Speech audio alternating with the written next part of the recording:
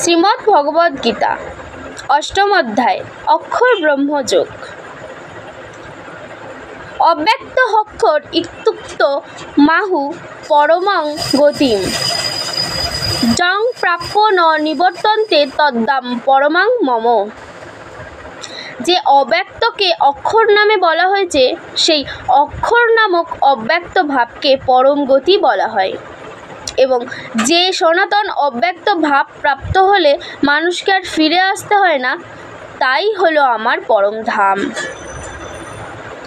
পুরুষ স্বপরা পার্থ ভোক্তা লভ্যস্তন্নয়া যাস্যন্ত স্থানী ভূতানি যেন সর্বমিদং ততম।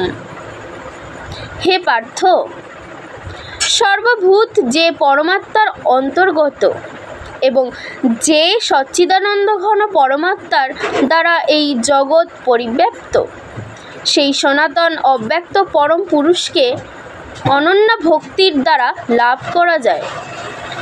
যত্র কালে তেনাবৃত্তিমাবৃত্তিং চৈব যোগিন প্রায়তা জানতি তং কালং বক্ষ্যামি ভারতসর্ব। হে ভারতশ্রেষ্ঠ, যে কালে শরীর ত্যাগ করলে যোগীগণ মোক্ষ ও পুনর্জন্ম প্রাপ্ত হন, সেই দুই কালের কথা আমি তোমাকে বলবো। অগ্নিজ্যোতিরহ শুক্ল ষণ্মাসা উত্তরায়ণম তত্র প্রয়তা গচ্ছন্তি ব্রহ্মবিদ জনা।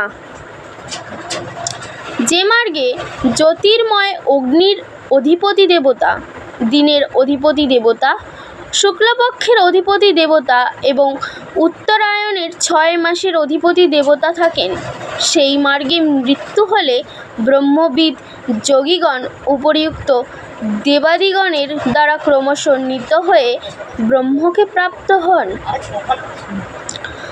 ধূম রাত্রিস্তথা কৃষ্ণ ষণ্মাসা দক্ষিণায়নম তত্র চন্দ্রমাসং জ্যোতির্যোগী প্রাপ্য নিবর্ততে। যে মার্গে ধূমের অধিপতি দেবতা, রাত্রির অধিপতি দেবতা এবং কৃষ্ণপক্ষের অধিপতি দেবতা ও দক্ষিণায়নের 6 মাসের অধিপতি দেবতা থাকেন, সেই মার্গে মৃত্যু হলে সকাম কর্মযোগী উপরিউক্ত দেবগণের দ্বারা ক্রমশ নীত হয়ে চন্দ্রজ্যোতি প্রাপ্ত হয়ে স্বর্গে নিজ পুণ্যকর্মের ফল ভোগ করে পুনরাগমন করেন।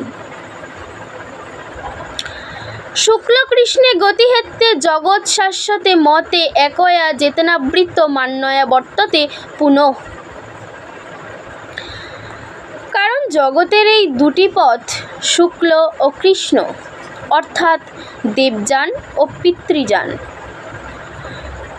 সনাতন পথ বলা হয়।